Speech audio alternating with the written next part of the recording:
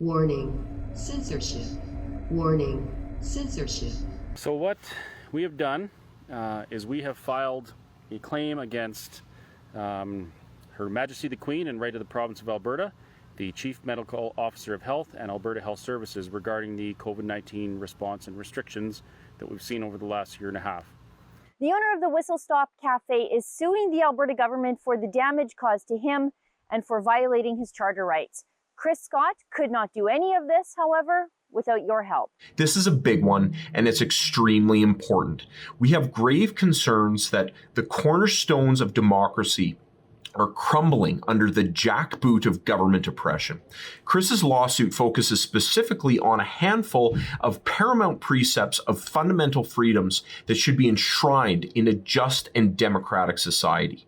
The fundamental freedom of expression, freedom of peaceful assembly, and the freedom of association, especially and specifically as these principles relate to the right to gather in groups to protest government action and to meet with others for political purposes in pursuit of common political goals. The province of Alberta has been largely open for about 6 weeks now, since the beginning of July, but still the prosecutions and punishments of those people who stood up to the lockdowns, who refused to give control of their churches and businesses over the health status continues. In the case of Chris Scott and the Whistle Stop, his crime was refusing to go broke quietly enough for the Alberta government. But he just wouldn't be quiet, would he? And so now it's time to give the story of the Whistle Stop a bit of a happy ending, even a tiny one after all the injustice, cruelty, and abuse at the hands of the Alberta government and health bureaucrats.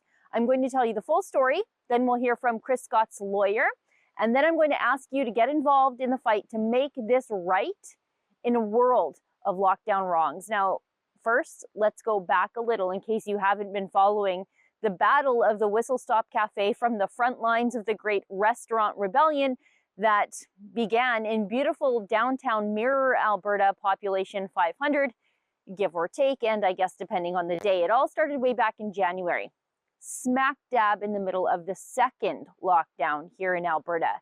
The government had already taken Christmas and New Year's from us, and they had closed many small businesses like restaurants, hair salons, tattoo parlors, and other personal care places to their customers. And Chris Scott in Mirror, Alberta had had enough. He had given the government all he was willing to give. And so he reopened his little cafe, the Whistle Stop, to dine in customers one more time. And I should tell you, the Whistle Stop is so much more than a diner. It's a gas station, it's a convenience store, and it's a campground. It's the only fuel station and mercantile for about 20 kilometers. It's essential to the tiny community of Mirror. And when Chris reopened his dining room, customers came from all around the province to support him in his act of rebellion. But the police came too, and so did Alberta health inspectors. They came nearly daily and harassed him, ticketed him, served him with summonses, injunctions, and they even sought court orders that could have imprisoned him. But Chris inspired other restaurant owners and small businesses to do the same thing, until finally the government of Alberta bent the knee. The government ended the second lockdown after Chris Scott stared them down. And through that whole ordeal, Rebel News stood beside Chris, and so did Rebel News viewers.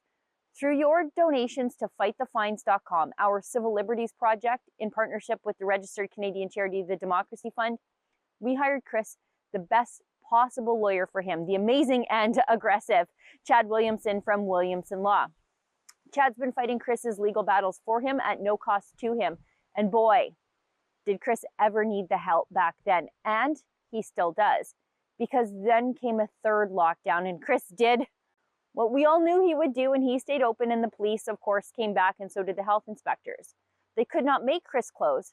So in an early morning raid, the government seized the entire property belonging to Chris Scott, including the campsite, collectively punishing the whole town of Mirror by cutting them off from their only gas station and convenience store, like I said, for 20 kilometers. But Chris carried on. He planned a protest of what the government had done to him and to his community.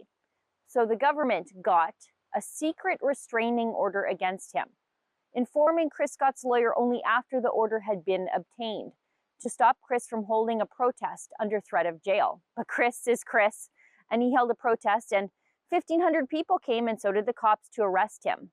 They held Chris for 3 days in jail on contempt of court, and now they want 3 more weeks as punishment for exercising his charter rights to assemble and speak freely, after the government stole his business and denied him the right to have his lawyer represent him in court. Now, we are helping Chris take the fight to the government this time. Chris Scott is suing the government, and he needs our help and your help to do it. Let's hear from Chris's lawyer, Chad Williamson, about his plan to fight for Chris and try to make the Alberta government accountable for all that these politicians, bureaucrats, cops, and the courts have done to Chris Scott and his family and his community. Take a listen. Chris Scott and the Whistle Stop are now on the offensive. We have recently filed a lawsuit against the Government of Alberta, the Chief Medical Officer of Alberta, and Alberta Health Services in the Court of Queen's Bench.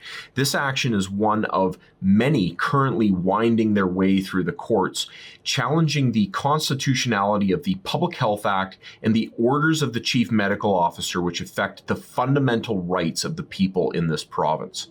These are tremendously complicated actions involving staggering and complex litigation schedules, often cumbersome court procedures, and finely nuanced principles of law at every step of the way, both on simple procedural elements, but also on the bigger and more important constitutional law arguments which are central to these types of actions. Now, this is a big one, and it's extremely important. We have grave concerns that the cornerstones of democracy are crumbling under the jackboot of government oppression. Chris's lawsuit focuses specifically on a handful of paramount precepts of fundamental freedoms that should be enshrined in a just and democratic society. The fundamental freedom of expression, freedom of peaceful assembly, and the freedom of association, especially and specifically as these principles relate to the right to gather in groups to protest government action and to meet with others for political purposes in pursuit of common political goals. Now, the censor, restriction, and purposeful prosecution of people meeting to express and share political ideas, especially dissenting ideas, is a hallmark of authoritarianism, and it's completely unacceptable, especially in Alberta, which by some measurements might be one of the last bastions of liberty in this country. We're seeking a declaration from the court that any orders or legislation which, under the guise of public health, make political dissent illegal be declared invalid and unlawful. We've seen a sweeping and disturbing erosion of civil liberties in this province and in this country, and more so around the world. And frighteningly, we've seen a large degree of not just complacency in people as well, but even people cheering on restrictions of their fellows, their neighbors, and even their own families. It's creepy, it's bizarre. And the willful destruction of freedom needs to be stopped. Our freedom to meet with like-minded people in cafes, in restaurants, in pubs, in community halls, in our homes and on private property, in the public square, and in the streets needs to be protected at all costs. The erosion of freedom to express discontent with your government is literally the beginning of the end. And we don't need to look much farther back than 100 years to see the grim ramifications of the policies which prohibit democracy and public discourse. Procedure here is needlessly complex, and I'm not going to bore you with the details, but we are seeking to consolidate a couple of different proceedings, including cross-examinations of government officials, and to streamline this process to some degree. Obviously, we'll get pushback from the respondents, as is always expected in these types of massive cases where the state sits on the other side of the table. And of course, we've had a number of different court proceedings adjourned and pushed back to take into consideration some of the wider actions that are now slowly coming before the court. The outcome of this action, while it may take some time, as these massive legal files invariably do, will tell us the type of society that we live in. Now, we're optimistic that the warm rays of freedom still shine brightly on the prairies and in the heart of the New West. But I guess we'll see how this all unfolds when the die is finally cast. So that's what's coming next for the Alberta government. Not only are we fighting the lockdown tickets of some 2,200 people through fightthefines.com, we are now helping Chris Scott hold the government accountable for all the damage they did to him. The Alberta government took Chris Scott to jail for 3 full days for protesting the lockdown and the seizure of his property. Then the government got a secret restraining order with the process hidden from Chris's lawyer until the order was obtained, like Chris was some kind of Al-Qaeda terrorist or gangster. The government took his business. They punished the whole town. They harassed and fined Chris Scott for months.